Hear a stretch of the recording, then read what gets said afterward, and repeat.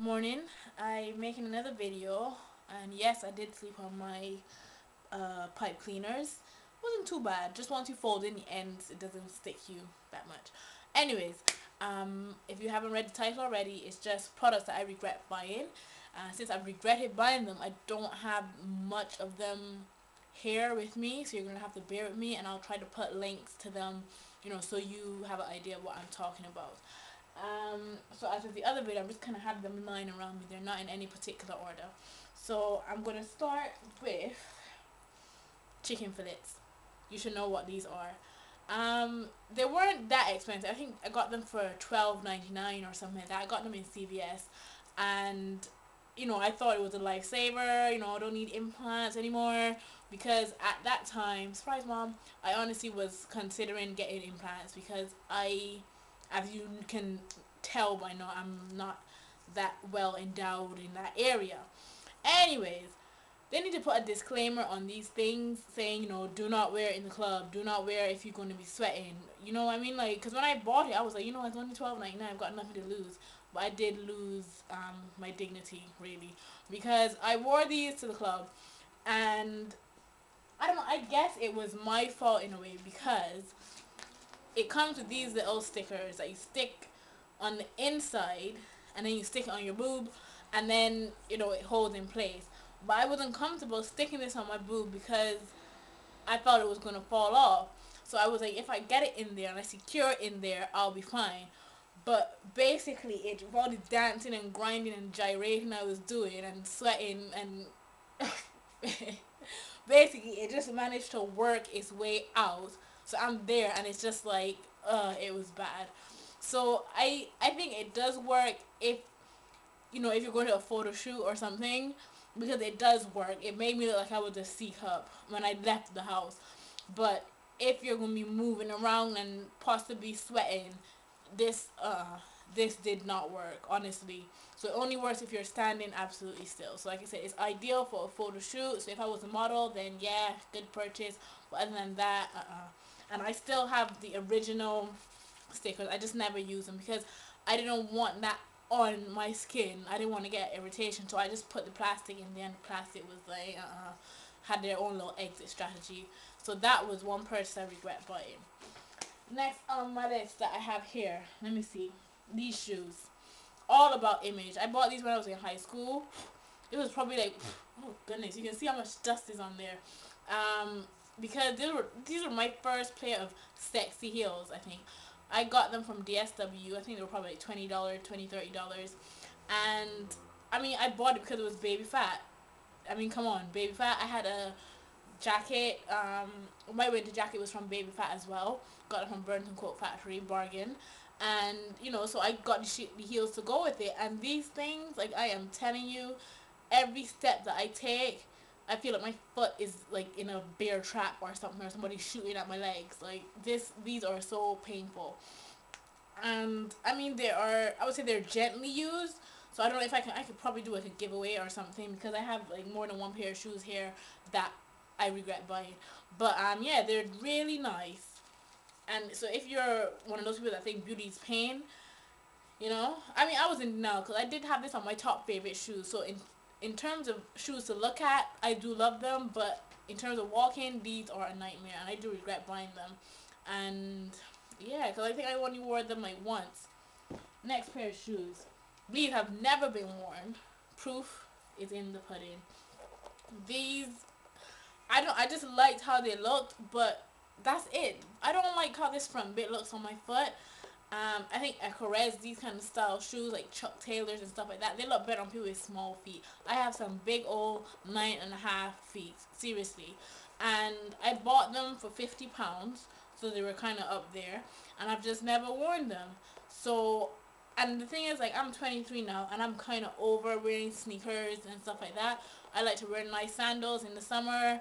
In the winter, I like to wear nice boots. So there is no place in my life for sneakers. I wear sneakers to the gym, so I have like some Adidas, sneakers. But in terms of sneakers for fashion, I am so over it, and I just regret buying it because, like I said, I never even wore them.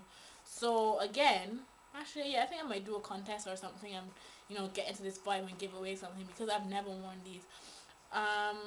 the hassle of selling it on eBay, seriously, like, I really can't be bothered. So I don't know, but I regret buying these. Waste of my money. Another waste of my money. Another thing I got in high school. This is when I first moved to America. So I think I was 15, and I always like how thigh high boots looked. DSW again. These fit me like a dream. These hug my legs so nice. Had a nice little heel on it, and I bought them.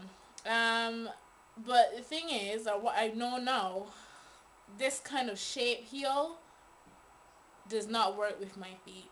These hurt. Seriously, these really hurt. This is the only pair of shoes I have with that kind of tip at the top. And ladies, you should know, some people just can't wear pointy-toed shoes. I can't, and that is why this is a regret purchase, because I bought them because of the look again, but not because of comfort. And I guess that's going to be the end of my shoe thing. But I mean, now when I go to buy shoes, I will walk up and down the store about 2-3 times. Honestly, I don't care who's looking, because I mean, beauty is obviously, first impression, but comfort is up there as well. So I'm not going to buy a pair of shoes unless I walked around in them for like a good 2 minutes. Let me see. I wrote these things down because I have so many. Okay. There's this thing I bought called Avon Luminosity Serum. That was a waste of my money. I mean, the ad made it look like it brightens your skin, it lightens your skin, it gets rid of, like, scars and stuff like that. It didn't work.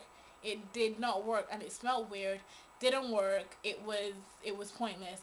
And the thing is, 19 out of 20 people recommended it on the website. I'm not talking about the advertisement, because those are probably lies. But people were like, yeah, it really works. Like, my skin is glowing. It didn't work. It really didn't work. And I used about half of the bottle, because there's a bottle about hair high, to realize it wasn't working, and that was a waste of my money. Bin. Next one, I would say, in terms of products, it is Maybelline's Dream Matte Mousse. I bought that in caramel, I believe, and I put it on. It made my face look like I felt like I was Beyonce. Honestly, I felt like I was about to go to a photo shoot. It went on really smooth, no blemishes, and that was my first touch of foundation. I've never used foundation before, just like a bronzer powder or something like that. So I was really impressed. I blended it in, everything, blended it on my neck. I went out. All of the pictures from that night ceased to exist because I had to delete all of them, because you can see a mask on my entire face. And the thing about it is, I was at home and I checked, and at home in my mirror in my room it looked fine, but the flash from the camera, oh my god, it was embarrassing. It really was. So there's probably pictures of me on other people's cameras looking like that, but all those pictures I deleted them from my camera because I was ashamed. So that one, I don't know if I need to get a darker color or I need to figure out how to blend it better, but the Dream Matte Mousse, it did not photograph well at all. Next one, I mentioned it before and I don't think I have it anymore, but it was a French tip pen. It was literally like a pen, a fat pen that had a tip on it like a marker. So you just held it closely and you do the French tip. So I bought it the first time, liked it, covered it down tightly, made sure it was down securely, because I was like, I'm going to use this next week. No, the thing, I took it out on the market, is rock hard. And I was like, that's like a pet peeve of mine, people who don't cover down my stuff properly. And I know for a fact I did cover it down properly, rock hard, couldn't use it again, and it cost me about £8. So I was really not pleased with that at all. While on the other hand, the tips that I was telling you about, these little strips that I bought, I just stripped them off, then I paint the white polish off myself and strip it off. This collectively, this plus the nail polish, everything else cost about £6, and it works wonders. And it came with 97 strips, so I can do my hands about 9 times, and that other one was like one-time use. So I really wasn't happy with that. Chuck that in the bin. Let's see. Jamaican Mango and Lime. I've talked about that one before, and that caused so much buildup in my hair. The anti-itch spray, I don't know if it works, But I basically bought everything from that range and I didn't like it. The wax, builds up gel, builds up. The moisturizing daily spray, builds up to the point where like I would wash my hair thoroughly, or what I thought was thoroughly, and then if I took my hair and I squeezed it, you would just see all this white stuff coming out. It was never ending. My mother had to hold me over in the sink and she was scrubbing my hair like she was scrubbing a stain out of a t-shirt. She was just scrubbing, and it wasn't coming out. It would not come out. So around that time, thankfully, I didn't discover the apple cider vinegar rinse. So I did that, and I did it a few times after that, and I keep up with that now. So thank the Lord for naturality and finding out about these cleanses, because Jamaican Mango Online really caused buildup in my hair to the point where my hair was actually really stiff. So my hair was at the stage where it was hanging, but it was hanging stiff, if you know what I mean. And I really didn't like it. And my hair kind of had like a dull look to it, and it's all because of that Jamaican Mango Online. I know a lot of people swear by it, but for me, it caused so much buildup in my hair, and I really do regret buying it. I mean, it's 50-50 because you have to learn from your regrets, but obviously sometimes you're like, I really wish I didn't have to go through that. So that's my experience with Jamaican Mango Online. I mean, I think, there's one last thing, one pair of boots that I forgot to mention, and that is my Blowfish Hamish boots. Seriously, I paid £55 for those boots, and within a few months, I had to throw them in the garbage because, first issue was they're not waterproof. I bought them in the winter because I needed a casual pair of everyday boots. It was flat heels, so I didn't want any heel at all. Something that can be dressed up, be dressed down. I can wear it with some skinny jeans, or I can wear it with a nice skirt, maybe, like, you know what I mean. So I just needed a casual everyday winter boot. Bought these boots. They arrived. They were good, but then we had some bad snow, and everything shut down. But anyways, we had some bad snow, so I'm trekking to work. By the time I round the corner from my apartment, my feet, I was like, jeez, darn bread. Like, my feet were really cold. So I thought it was because of the cold. But as it turned out, when I got to work, it was because the boots were not waterproof. So the snow was creeping in and wetting my feet. And I'm thinking, I just paid £55 for these shoes and they're not even waterproof. Like, seriously, how can you be a winter boot and not hold up to me walking through some snow? And my job is literally 10 minutes down the road. So 10 minutes and my feet are soaking wet. That is not on. So there was that issue. Then in terms of the whole waterproof issue, in a way I kind of forgot about it. So there was one time it was raining outside, and I was like, okay. So I put on my boots again. My feet were soaking wet by the time I got to work, and I was like, seriously, £55. I mean, it's not a lot, but if I'm paying £55 for a pair of shoes, I expect that you would be at least waterproof, because there are shoes that I bought for £10-20 and they were waterproof.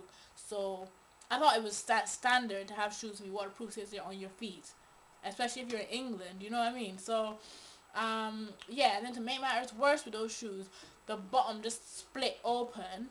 It split around the sides, around the seam, and it split on the bottom as well. So if I flex my foot, you can see like there was a slit. You couldn't see the sock, but you can see like a slit.